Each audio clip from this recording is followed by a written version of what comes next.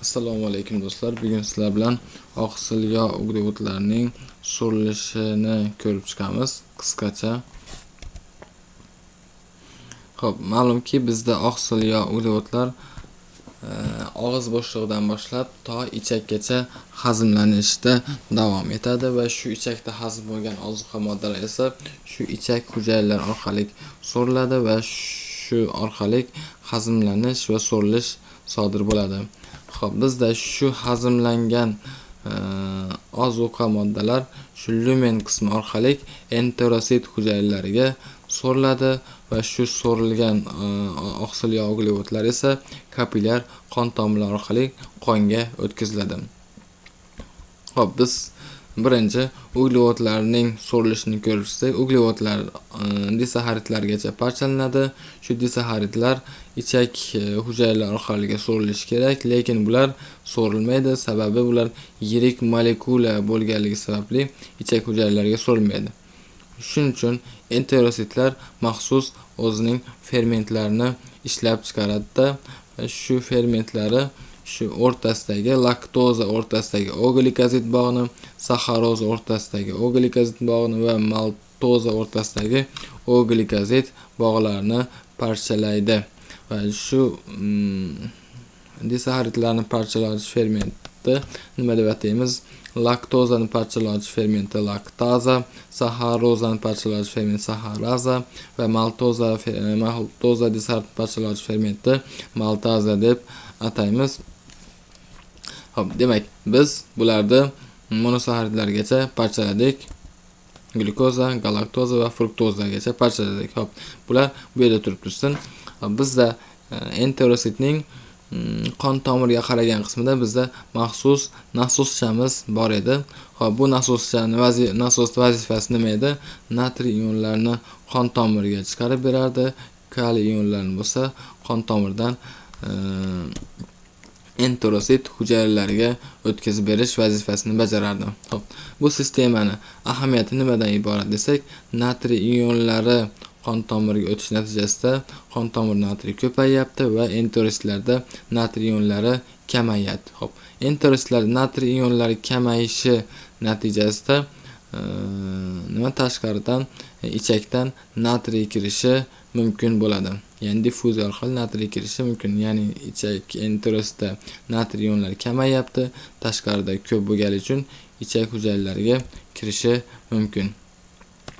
Endi bu nasosimizning nomi nima deb ataymiz? Natriy kaliy atefaza deb ataymiz.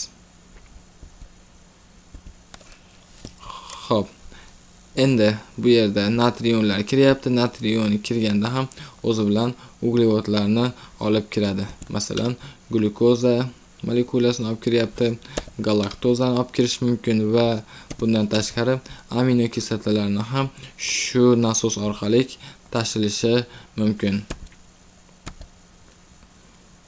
Bu tashilish sistemani biz SGLT1 deb ataymiz.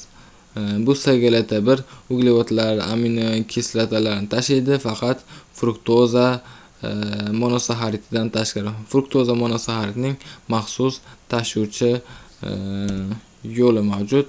Bu tashuvchi yo'li orqali natriy ishtirok etmaydi. To'g'ridan to'g'ri fruktoza ichak hujayralariga so'riladi.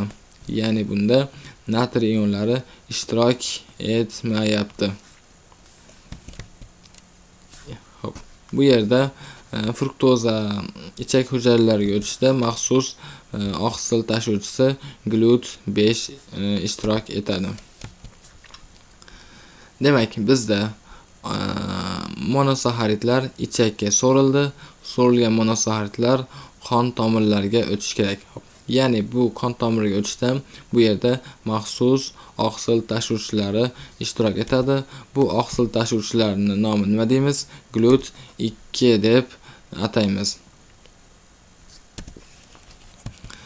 Xo'p, demak, tasavvur qiling, qo'limizda bitta dori bor. U dori yurak yetishmasligiga qarshi ishlatiladi. Xo'p, bu dori natriy kaliy atefaza sistemasini bloklab qo'yadi. Shu bloklanish natijasida natriy ionlari enterosdan qon tomiriga chiqa olmaydi.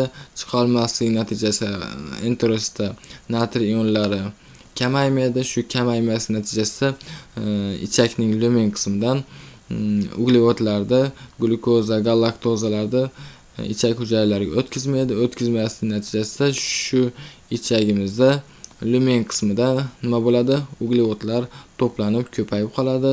Monosaxaridlar, shu ko'paygan monosaxaridlar bo'lsa, o'ziga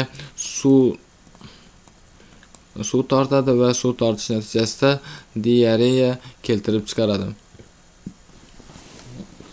Xo'p, bu dorilarni biz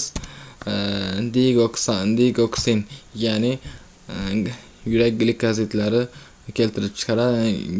Yurak glikozitlari natijasida kelib chiqadi. Ya'ni bu dorilarning qo'shimcha ta'siri, ya'ni diareya keltirib chiqaradi deyishimiz mumkin. Hop, ikkinchi blokator bizda SGLT nasos sistemasini bloklab qo'yadi. Shu bloklanish natijasida xuddi yana monosaxaridlar va natriy ko'payib ketadi. Natriy ko'payish natijasida suvni o'ziga tortadi va yana qaytadan diareya kelib chiqyapti. Bu dorimiz faqatgina dori emas, balki rotaviruslari ham shunday ta'sir ko'rsatishi mumkin. Rotavirus va florizin degan dorimiz. Hop, keldik aminokislotalarga. Demak, bu yerda SGLT1 orqali nima tashlayapti? Glyukoza, galaktoza va boshqa aminokislotalar va boshqa monosaxaridlar va aminokislotalar tashilyapti. Ya'ni bitta aminokislota tashish yo'li natriy orqali tashilyapti. Ikkinchi yo'l aminokislotalarning tashishning ikkinchi yo'li bu yerda ham maxsus tashuvchi oqsillar orqali amalga oshiradi va bu tashuvchi yo'lni biz nima deb ataymiz? GGT, ya'ni gamma glutamil transferaza yo'l orqali tashilishini bilishimiz mumkin. Xo'p, faqatgina bu yerda prolindan tashqari, ya'ni prolin aminokislota, ya'ni shu aminokislotadan tashqari boshqa aminokislotalar shu gamma glutamil transferaza yo'l orqali tashilishi mumkin. Dipeptid, tripeptid. Xo'p, biz hozir aytganimizdek laktoza, saxaroza, maltozalar ichak hujayralari orqali so'rilmasdi. Nimaga so'rilmasdi dedik?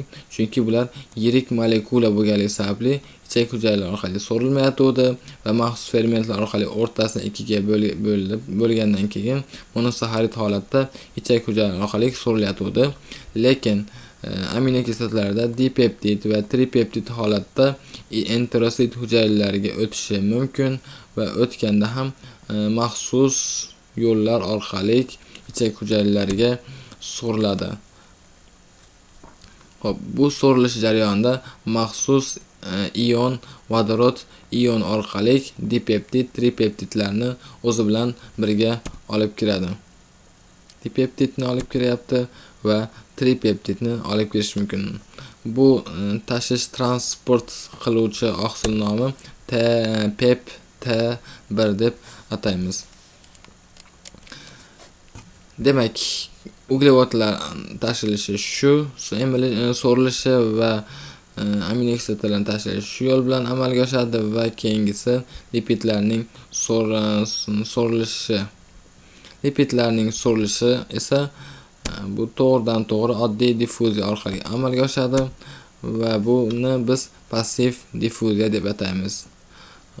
Qolgan oqsillar, uglevodlar va aminokislotalarning so'rilishi, ya'ni transporti esa hozir ko'rib turganimizdek bu yerdagi yo'l orqali amalga oshadi. Masalan, fruktoza tashilishi yengillashtirilgan diffuziya orqali sodir bo'lyapti va ichakka so'rilgan uglevodlar bo'lsa yengillashtirilgan diffuziya orqali boryapti bu ham, va SGLT1 sistemasi bo'lsa ikkilamchi transport yo'li orqali boryapti, ya'ni energiyasi to'g'ridan to'g'ri energiyasidan foydalanmayapti.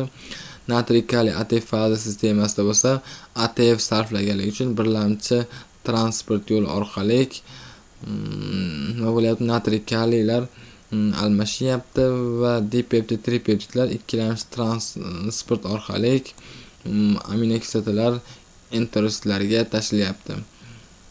Va GGT orqali bo'lsa, guruh translokatsiyasi orqali aminokislotalar enterosit hujayralariga olinyapti. Demak, oqsil yog' uglevodlarning qisqacha hazmlanishi shu. Foydali bo'lgan deb umid qilaman. Kelasi darslarda ko'rishguncha sog' salomat bo'linglar.